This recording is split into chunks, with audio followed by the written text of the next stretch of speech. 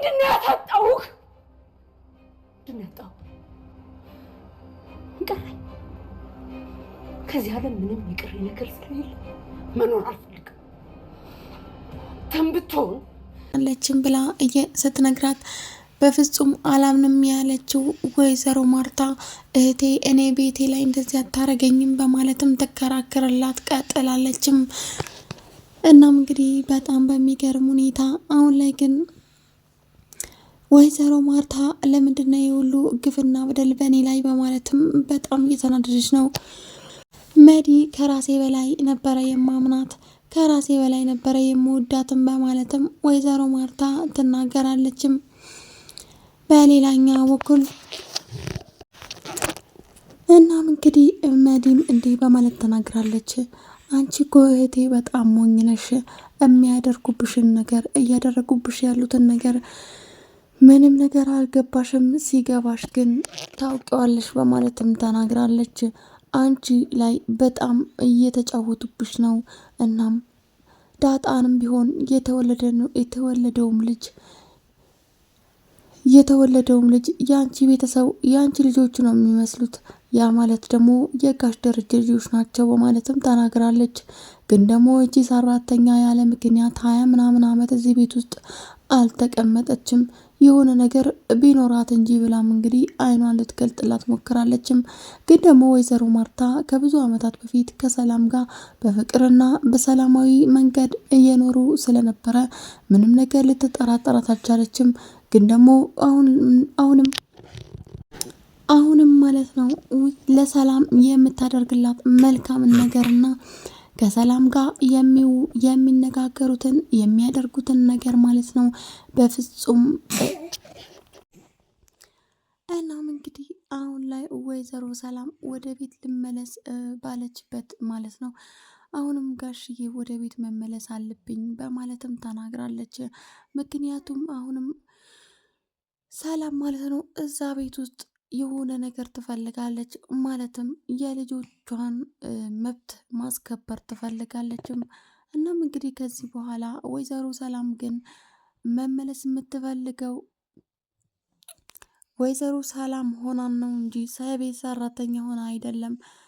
እናም እንግዲህ አሁን ላይ አቶ ደረጀ ማለት ነው አቶ ደረጀ እባክሽን ሰላም አንቺ እንኳን ተረጅኝ በማለትም በባለፈው ክፍል የለመናት ሲሆን ግን ደግሞ ወይዘሮ ሰላም አሁንም ላይ ቢሆን በፍጹም መረጋጋት አልፈለገችም። ምክንያቱም ልጆቼን ቤት አባታቸው አጠገብና አባታቸው ቤት ማሳደግ እፈልጋለሁ ብላለች። ዳጣም ቢሆን እስከ ዛሬ ድረስ ተሰቃይታለችም። እስከ ዛሬ ድረስ እናቷና አባቷ ሳታውቅ ጎዳና ላይ አድጋለች። እናም ዛሬ ላይ ግን እውነተኛ እናቷን ማወቅ አለባት፣ እናቷን መሆኔን ማወቅ አለባት በማለትም ተናግራለች።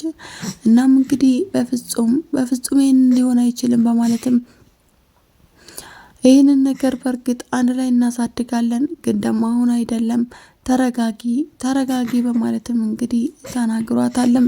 እናም እንግዲህ አቶ ደረጀ የገንዘብና የኢኮኖሚ ችግር እንደሌለበት ግልጽ ነው። ግን ደግሞ ይህ ሁሉ ነገር አቶ ደረጀ የሚያስፈራው ነገር ወይዘሮ ማርታን መክዳቱ ነው። አሁን ላይ ግን አቶ ደረጀ ለሰላም ማለት ነው እባክሽን ሰላም ታገሽኝ በማለትም እንግዲህ ልመናውን ቀጥሏል። ምክንያቱም ከዚህ በላይ መታገስ አልችልም ስላለች ትንሽም ቢሆን ጊዜ እንድትሰጠው ማለት ነው ለምኗታልም። በጣም እንግዲህ በሚገርም ሁኔታ አሁን ላይ መድኃኒት ከቤት ወጣለች። ግን ደግሞ ከቤት ብወጣም ሀገሩን ለቅቄ ወደ ሀገር ያልመለስም እውነቱን እስከማወጣ ድረስ በማለትም ተናግራለች። ጭራሽ እንዴት በሰራተኛ ትታለያለሽ? አንቺ እኮ በጣም ፐርፌክት የሆንሽ ሴት ነበርሽ። እንዴት ነው እንደዚህ እንደ ማንኛውም ሴት እንደዚህ የምትሆኚው? እንዴት ነው ማትጠራጠሪ? በማለትም መዲ እንግዲህ ወይዘሮ ማርታ ላይ በጣም እንግዲህ ተጽዕኖ ለማድረግ ይችላለች። ምክንያቱም እንዴት ሰራተኛ ታታልሻለች? ልጆቹን አታይም እንዴ? ህፃኑን አታይም እንዴ? ራሱ ቁልጭ እኮ ነው የሚመስለው ማለትም እንግዲህ ለመናገርም ችላለች ማለት ነው። ሰላምም እንግዲህ ለጋሽ ደረጀ ደውላ የወይዘሮ ማርታ እህት ማለት ነው መድኃኒት ልጁን እኮ ደረጀ ይመስላል ብላለች እና በቅርቡ ከማወቀው በፊት ለምንድን ነው አንተ ማትነግራት በማለት በምትነግረው ጊዜ ታዲያ የኔ ልጅ አይደል እንዴ እንዴት ነው እኔን የማይመስለው በማለትም መልስ ሰጥቷታል። ጋሼም እንግዲህ በምትልበት ሰዓት ለምንድነው ሙድ የምትይዥብኝ በማለትም እንግዲህ አቶ ደረጀ ለሰላም ተናግሯታል። እናም እንግዲህ በሌላኛው በኩል ደግሞ የኤቢ ብልጥ መሆን በፍጹም እንግዲህ የማይረሳ ነው። አይነ ስውር መስላ ሌቦችን አልፋቸዋለች። ሌላማ ይገሏት ነበር ማለት ነው። እናም እንግዲህ በሚገርም ሁኔታ አሁን ላይ መዲ ግን ተመልሼ እመጣለሁ ብላለች። ምክንያቱም ውጭ መሆኜ እከታተለዋለሁ፣ ምን እንደሚያደርግ የት እንደሚሄድ ከማን ጋር እንደሚሆን እከታተለዋለሁ ማለትም ተናግራለች።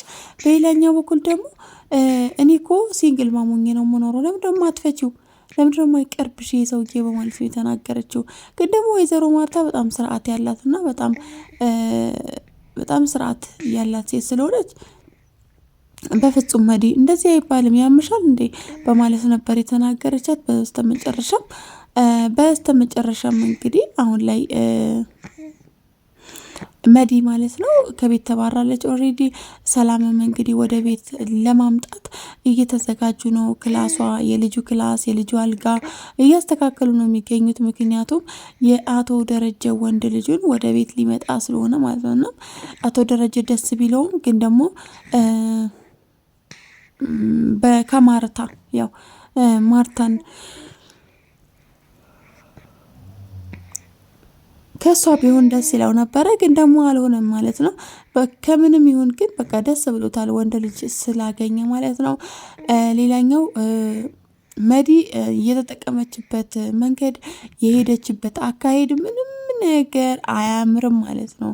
ምንም አያምርም የመዲ አካሄድ ማለት ነው። ምክንያቱም በራሷ መንገድ ቀስ ብላ ማጣራት ስችል ዳጣን ከቤት ለማስወጣት ብላ ያደረገችውን ነገር ሁሉ በጣም የማይረሳ ነው። ምክንያቱም የጅል አካሄድ ነው የሄደችው ማለት ነው። እናም እንግዲህ አቶ ደረጀም እንግዲህ ሊገላት ሲል ነው ከቤት የወጣችው ማለት ነው። እና ሊገላት አንቅ አድርጎ በመሳሪያ ሊገላት ሲል ነው እሷ ከቤት አምልጣ የወጣችው።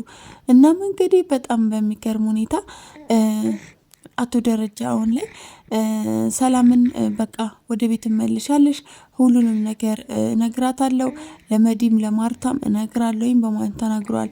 ግን ደግሞ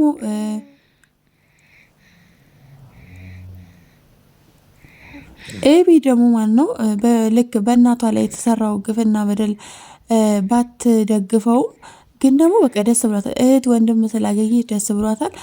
ሰላም ውድና የተከበራችሁ የቴምቢቱ ቤተሰቦች እንዴት ናችሁ? ደህና ናችሁ? በያላችሁበት ዓለም ዳርቻ ሰላማችሁ ብዙ ትርፍ ይበል። እንግዲህ ቻናል ሶናቱ ላይክ፣ ሼር፣ ሰብስክራይብ ማድረጋችሁ እንዳደርሱ። ዳጣ ድራማ አስደማሚውና በጣም ደስ የሚል ተከታታይ ድራማ ነው። ተከታተሉ ማለት ነው። የዳጣም ቤተሰቦች ሸር ላይክ ማድረጋችሁን እንዳረሱ። ቀጣይ እንግዲህ ምን እንደሚፈጠር አይታወቅም። እስከዛው ድረስ ቸር ቆዩልኝ።